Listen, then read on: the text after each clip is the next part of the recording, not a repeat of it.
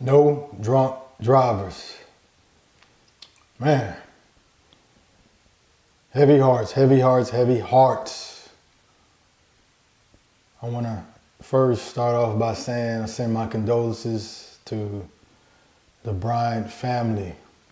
I want to send my condolences to the Bryant family.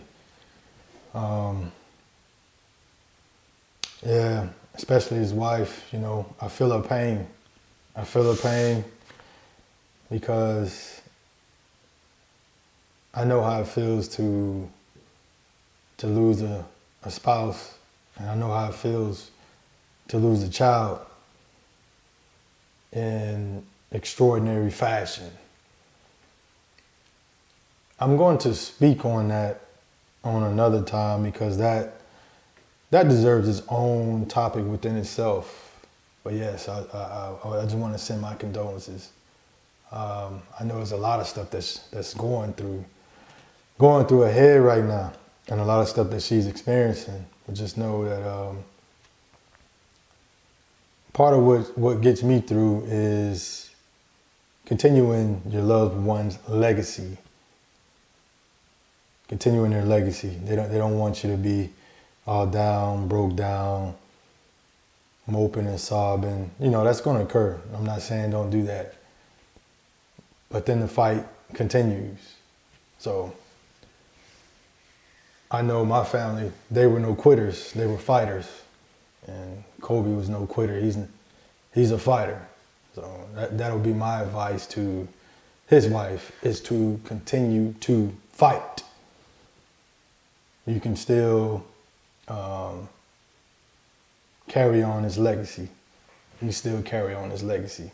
But yeah, Kobe Bryant, man. That was my favorite NBA player. In case, you know, some people may have known. Yeah, some people may have known. People who known me for a while, they knew it's Kobe, pretty much Kobe over everything. Yeah, even MJ. That's just me, though. That's just me. And that's the type of person I am. It's not like, hey, I go into a battle with my heart. You feel what I'm saying? So if I'm rocking with someone, then that's who I'm rocking with. And I got full confidence in whoever I'm rocking with. So when I say I rock with you, I rock with you. So when I say I rock with Kobe, it was Kobe over everybody. And you may think he may lose or whatever, it don't matter. The game still got to be played. And I'm putting my money on Kobe. You feel what I'm saying? But yeah, so I'm going to show some of my Kobe memorabilia. I had most of this stuff already out, but some of the stuff I had to go digging in the boxes. So of course you see the Black Mamba jersey. It's probably on backwards though, I don't know. I know y'all peeped that thing out. Yeah, I'm wearing it backwards, you feel what I'm saying? But yeah, my Black Mamba jersey. What else I got up over here? We got some Laker pins and all that. That's why I became a Laker fan, because of Kobe. It was all about Kobe. Yeah, got some more pins. What else we got up over here? These I thought I lost. I'm like, man, got my Kobe socks. And I don't know when I'm gonna wear these jokers, but yeah, I got my Kobe socks. Got my Kobe socks. I don't know if y'all can see that, right? Yeah, got that boy on there, man. Got that boy. That boy, Black Mamba. And last but not least, I used to wear this shirt. I still do from time to time, but that's that Mamba mentality, you feel what I'm saying? So yeah, that's how I give it up. When I rock with you, I rock with you. But yeah, I took some notes on this one. Normally I don't take notes, I just go off the dome. This time I take some notes, want to be a little bit more structured. Feel what I'm saying? So yeah, Kobe Bryant, man. Yeah, he gonna be maybe gone, but he's not gonna be forgotten. We got, yeah, so when did I become a fan? So yeah, I'm gonna be breaking down stuff, and it's gonna tie into a lot of the videos that I've already made, some of the points that I've already made, and I'm just gonna highlight the importance of that. But yeah, when I became a fan, it was when, I remember when he first came in the league, he was like the golden boy. And at that time, I was pretty much rocking with MJ. Pretty much like everybody else, you feel what I'm saying? Everybody was MJ this, MJ that. So I was on the MJ bandwagon, just like everybody else. He came in the league, and I was like, I thought that, I saw his trajectory. I'm like, this dude he gonna pass up MJ. Hell no, I can't have that. So that was my, so yeah, I was hating just like everybody else. I didn't like him. I didn't like him at all. I was in the military at that time, and my roommate, he was a Korean guy, and he's from Los Angeles. So I linked up with a lot of guys from LA, and they told me about the culture. But yeah, they were always Laker down, Laker. So Lakers, man, they winning back to back. They just beating everybody, winning the championships. Seemed like it was gonna win every year. Kobe and Shaq, it's just unbeatable. So I couldn't stand them. And then he got into a little quote unquote trouble. Quote unquote trouble, right? And that's when I noticed the media and everybody just changed on him. At one point he was the golden child, and next they changing on him. And that's when I realized the importance of controlling the narrative. Now I know y'all heard me say that before, but that's when I really realized the importance of controlling the narrative. Because how can you be depicted as such 1 minute and then something the total opposite the next minute? And furthermore, that's when I started viewing things through a different perspective, is that it wasn't necessarily the actions that make someone change their viewpoints about you. It's that if you're not down with them, then they're gonna tear you down. And you have no say-so, no other outlets to even defend yourself publicly. Nowadays, it's a little bit different. You got social media, everybody's creating their own platform. But at that time, and even before that, people would get in trouble. Some people, since they were down with them, yeah, they was skated sweeping under the rug, still speak highly of the individual and trying to create doubt, saying, oh, well, it could have been this, could have been that.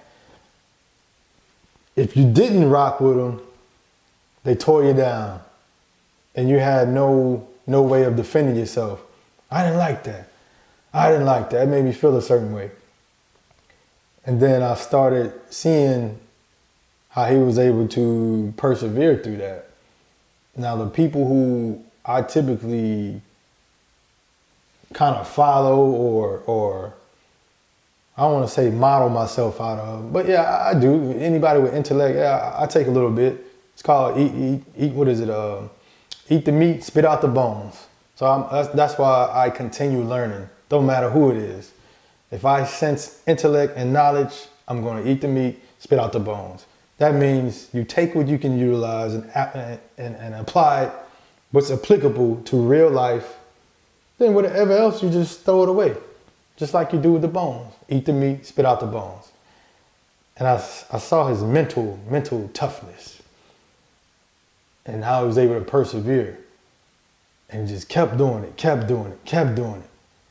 And then he embraced kind of like the villain role. I'm like, I can rock with that. By that time, I kind of was off. Yeah, by that time, I was off the MJ bandwagon for other reasons. I was off that bandwagon.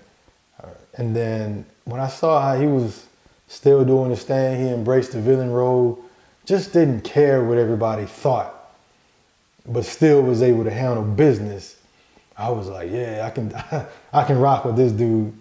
I can rock with that dude. So that's when I really became the Kobe fan. And I was like, yeah, he gonna get them championships. That's when him and Shaq were feuding and all those other things. But that's when I really became the Kobe fan. Now on to, because y'all know how I give it up, I always try to enlighten, even through times of adversity. There's always a teaching tool in these times. And one of the stuff that I wanted to kind of highlight is letting the small stuff go. Let it go. And I'm saying this because I'm noticing a lot of the media outlets right now, they're what they call eating crow. Because back when when he was alive, you were super critical, hyper critical. Now that he's passed away, it's all roses and things like that. That's why you have to be careful on how you conduct yourself, what you say to people. You just never know. You just never know when what's in store for them.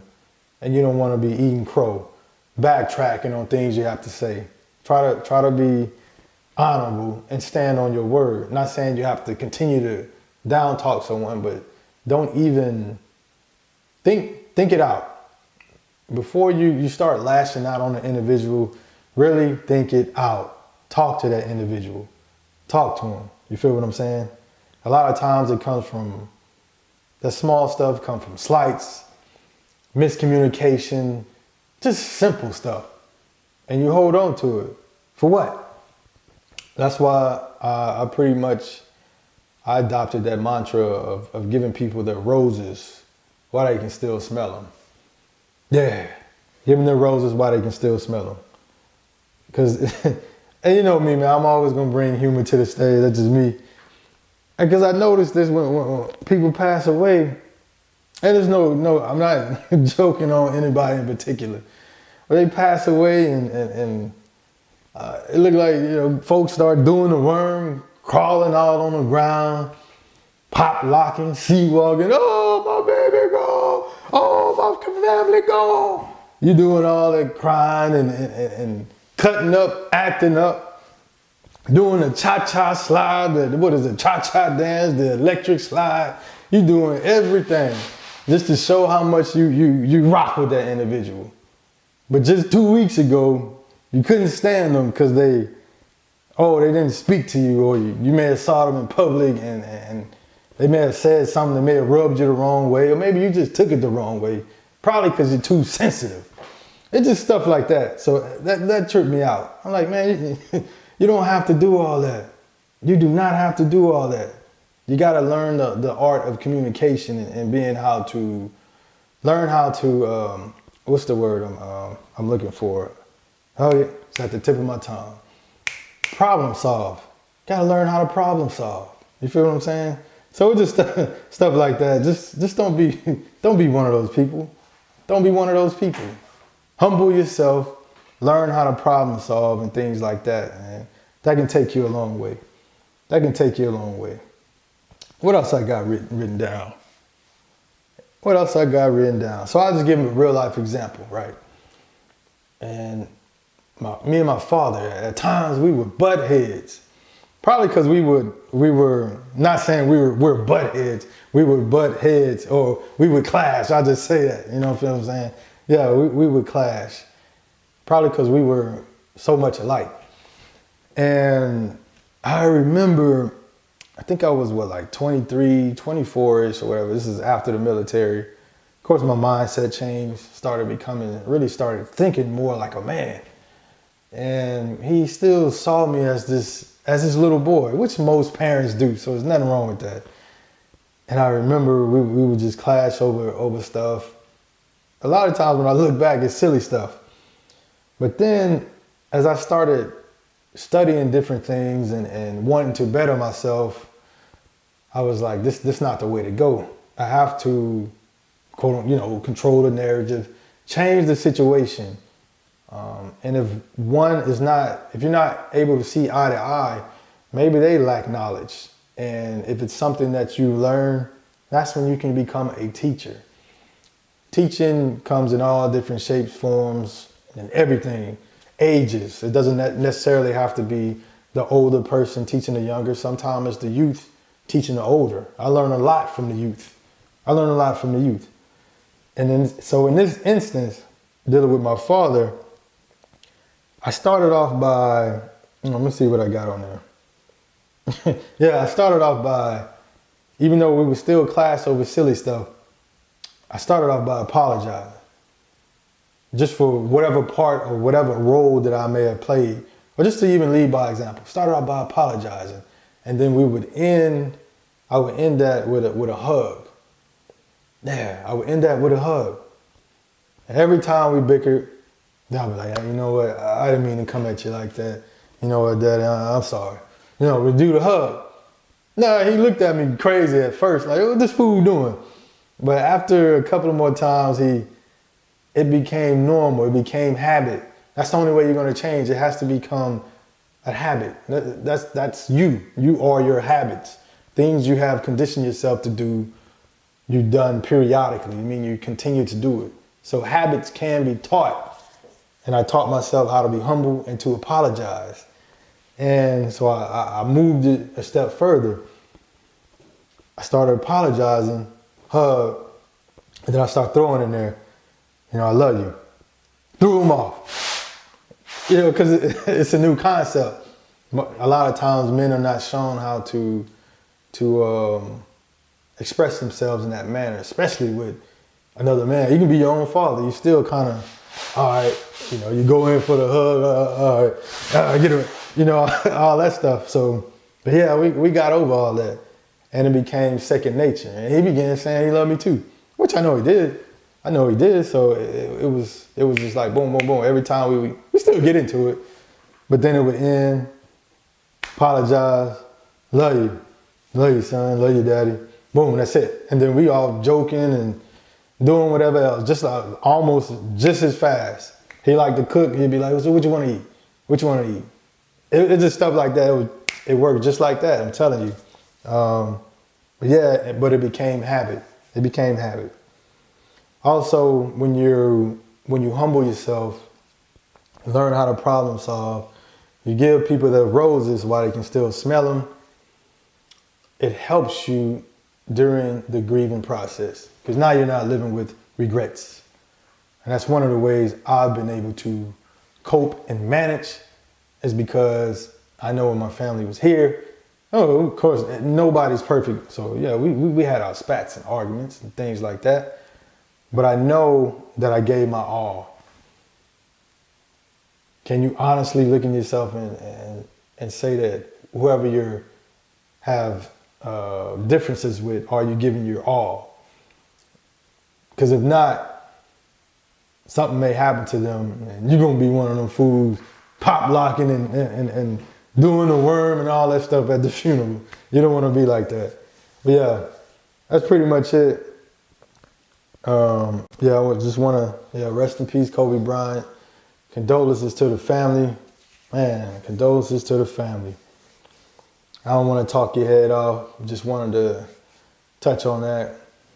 Till next time, no drunk drivers. Black Mamba out.